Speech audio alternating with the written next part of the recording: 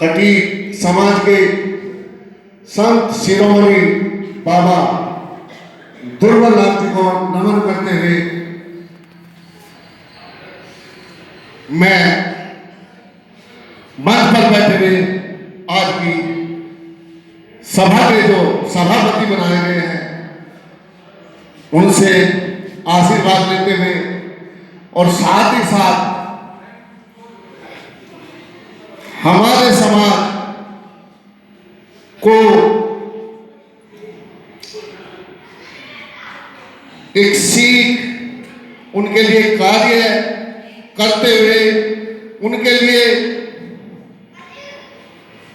जो संघर्ष किया है उनको भी मैं नमन करना चाहूंगा। डॉक्टर भीमराव अंबेडकर जी जोरदार तालियों से उनका जो है स्वागत किया जाए, क्योंकि अगर वो नहीं होते तो आज हमारे समाज कहाँ होता ये सभी जानते हैं। राष्ट्रीय गठित महासभा का ये पौधा अभी कुछ समय पहले हमारे गठित समाज के सामने लगाया गया है और हमारे संगठन के राष्ट्रीय अध्यक्ष प्रताप मोगा जी जो अपने आप में एक मिसाल है कि उन्होंने संगठन बनाते हुए क्यों संगठन की जरूरत पड़ी, क्योंकि इससे पहले भी बहुत संगठन हमारे समाज में चल रहे हैं और संगठन की आवश्यकता क्यों पड़ी उसका भी एक कारण रहा है। रजनीश मुंडे, मैं इन्हें भी धन्यवाद देता हूं। प्रदीप भाई जो महामंत्री है हमारे, उनको भी धन्यवाद देता हूं कि उन्होंने बहुत ही मंथन करके बहुत ही विचार करके ये लोगों राष्ट्रीय गठित महासभा का जो बनाया गया है और ये संगम है। आप सब देख सकते हैं कि शिक्षा, संस्कृति, संघर्ष और संगठन, क्योंकि संघर्ष हम तभी कर सकते हैं जब संगठन होगा और शिक्षा सबसे पहले सर्वप्रथम व्यक्ति अगर शिक्षित होगा तो वो आगे अपने बच्चों को पढ़ाएगा और समाज को भी आगे लेके जाएगा। और संस्कृति, क्योंकि संस्कार किसी भी बच्चे को अपने परिवार से ही मिलते हैं और अगर शिक्षा है, वो परिवार पढ़ा लिखा है तो उसके बच्चे संस्कारित होंगे। जन चेतना ये आज विषय है जो यहाँ रखा गया है। मैं अपने समाज का खटीक समाज के सभी बुजुर्गों का हार्दिक अभिनंदन करना चाहूंगा, साथियों का, महाशक्ति का हार्दिक अभिनंदन करना चाहूंगा कि उन्होंने के बैनर तले रखा है। जो बच्चे हमारे होनहार हैं, जो शिक्षा को अपना चुके हैं और बहुत ही जुझारू रूप से वो पढ़ रहे हैं और अच्छे नंबर वो ला रहे हैं, अच्छे मार्क्स उनके आ रहे हैं। तो मैं अपने सभी साथियों से एक बात और कहना चाहूँगा। राहुल गांधी जी ने एक धर्म जो वाकई तीस है, बहुत ही सच्ची बात कही है, क्योंकि हमारा जो मोटिव है, हमारा जो कार्य है, हम अपने संगठन को सब प्रथम शिक्षा पर ही आधारित करके चल रहे हैं। और इसके अलावा जो राहुल जी ने कहा है, क्योंकि मैं उसी पे जाना चाहता हूँ, युवा है जो दिशा, जिनको दिशा नहीं मिल रही है, जो दिशा से भटक रहे हैं, वैसे समाज की अगर बात की जाए, क्योंकि समाज है क्यों इतना अवसर है, उसका एक कारण है, उसका एक रीजन है कि वैसे समाज के लोग अपने समाज के दबे कुचले लोगों को अपने साथ खड़ा करने के लिए उनकी हर तरीके से मदद करते हैं, उनके बच्चों की शादियां कराते हैं। अगर कोई गरीब उस समाज में है, क्योंकि सभी समाज में सभी तरह के लोग हैं, अमीर भी हैं, गरीब भी हैं, वो उनको अपने बराबर लाने के लिए बहुत ही मेहनत करते हैं। जबकि हमारे समाज में मैं भी एक चीज देख रहा हूँ, विडंबना है कि लोग कहते हैं मेंढकों की धड़ी, बुद्धिजीवी वर्ग, पत्रकारिता से संबंध रखता हूँ, डेंटल डॉक्टर रहा हूँ, आज भी हूँ, लेकिन पिछले 2015 से मैंने अपना क्लिनिक छोड़ दिया। मेरा बेटा बैठता है और आज मैं पूरी तरह से पूर्णकालिक पत्रकारिता करता हूँ और समाज के लिए जो मेरे से कुछ भी थोड़ा बहुत सहयोग बन पाता है या समाज के लिए कुछ करने की लालसा अपने मन में रखकर मैंने अपना जीवन केवल समाज के लिए समर्पित किया है और आगे भी 2022 के बाद मैं पूरी तरह से समाज के लिए कार्य करूंगा और केवल पत्रकारिता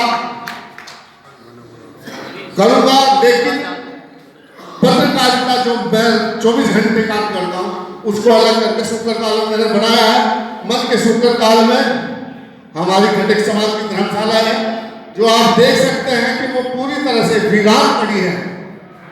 समाज में ऐसे भी लोग हैं जो करोड़पति हैं, अरबोपति हैं, पैसा देना चाहते हैं लेकिन कोई देने वाला नहीं है। आज समाज में सबसे बड़ी एक कमी जो देखने में आ रही है कि समाज के बच्चे दूसरे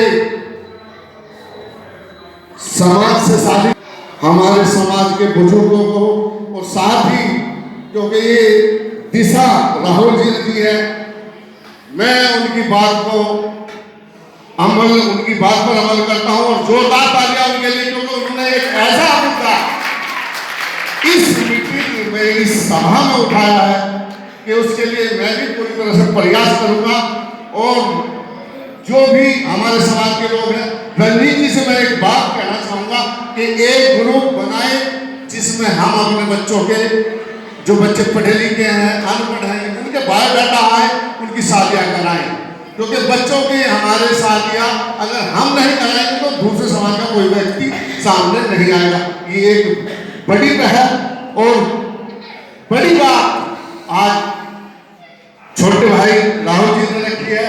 मैं उनका तहे दिल से शुक्रिया अदा करता हूँ। दूसरी बात ये कहता हूँ कि एक रोटी कम खाओ लेकिन अपने बच्चों को पढ़ाने के लिए दिन रात आप मेहनत कर रहे हैं। अपने बच्चों को उच्च शिक्षित बनाओ। बाबा साहब डॉक्टर भीमराव अंबेडकर ने हमारे लिए दरवाजे खोले हैं, हम उसका सदुपयोग नहीं कर पा रहे हैं।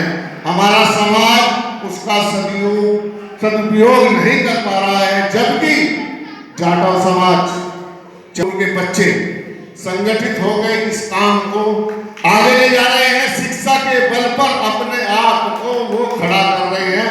लेकिन हमारे समाज में ये विडंबना देखने में आ रही है कि हमारे समाज के जो बच्चे हैं वो शिक्षा के प्रति जागरूक नहीं है। क्यों नहीं है हमें कहना पड़ेगा, लेकिन आज जो हमारे नए पौधे हैं, नए जो बच्चे हैं वो बहुत अच्छी तरह से शिक्षा ग्रहण कर रहे हैं। दूसरी बात मैं एक और सभी से साझा करना चाहूंगा कि हमारे जो साथी हैं, मैं भी हूं, नशे की तरफ ना जाए।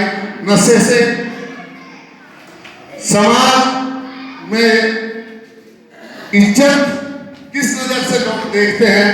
दूसरी बात, घर में भी जब आदमी नशा करता है, 100 रुपए कमा कर ला रहा, उसी की दारू पी जाता है, बच्चे देखते रहते हैं कि मेरे पापा आए हैं, हमारे कुछ लेके आएंगे। मैं अपने साथियों से एक बात और कहना चाहूंगा कि अपने बच्चों को नशे से बचाएं, खुद भी बचे, और दूसरी बात कि शिक्षा को ही अपना प्रथम लक्ष्य बनाए कि मुझे अपने बच्चों को पढ़ाना है, चाहे इसके लिए मुझे कुछ भी करना पड़े। अब साथियों के लिए जो है, हमें सब लोगों को मैं सभी से ये निवेदन करना चाहूंगा कि यहाँ हमारे समाज, खटीक समाज के सभी सम्मानित बुजुर्ग बैठे हैं कि वो जितने भी बच्चे शादी लायक हैं, चाहे लड़कियां हैं चाहे लड़के हैं, सबका उसी जो सम्मेलन की परिचय सम्मेलन की बात राहुल जी ने की है, उसे अपनी जमा पहनाने के लिए राजौरा जी जो आपके प्रदेश अध्यक्ष हैं, क्योंकि कोरोना का काल चल रहा है, कोरोना का काल खत्म होते ही चाहे 2021 में ये कार्यक्रम हो, लेकिन ये कार्यक्रम होना चाहिए। बच्चों को भी ये पता लगना चाहिए कि हमारे बच्चे भी एडवांस होने चाहिए, क्योंकि शिक्षा में अगर हमारे बच्चे आगे बढ़ेंगे तो उन्हें और भी ताकत मिलेगी और ज्ञान के जो दरवाजे हैं वो और भी खुलेंगे। क्योंकि जब तक हम किसी कार्यक्रम में राहुल जी ने एक बात कही है कि अपना नाम ही बताएं माइक पे आके। मैं भी आने से बहुत शर्माता था, माइक पे बोलने से बहुत कतराता था, लेकिन माँ के पेट में कोई सीख कर नहीं आता। शर्म तभी खुलेगी जब आप बोलेंगे, सम्मान आपको समाज देगा। चाहे आप किसी भी समाज में खड़े होकर बोले, लेकिन बोलना चाहिए, अपनी बात रखनी चाहिए। तो यहाँ जो भी समाज रखा, खटीक समाज में जो भी बच्चे पढ़े लिखे हो, उनका भी मैं बड़गुजर जी से भी बात करूंगा। क्योंकि रिश्ते यूपी से भी हम अब हरियाणा में कराएंगे और हरियाणा के रिश्ते यूपी में भी कराएंगे, तभी तालमेल होगी। और क्योंकि हरियाणा के लोगों को भी पता लगे यूपी में भी हमारे समाज के लोग हमारे जैसे ही हैं, हमारे से भिन्न नहीं है।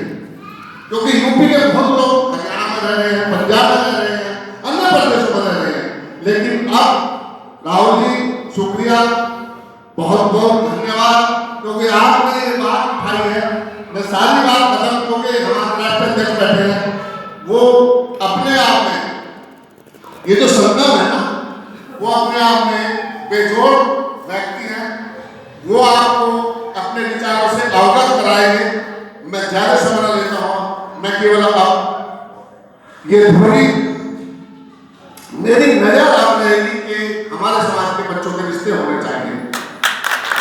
तो सभी का धन्यवाद। जय हिंद समाज।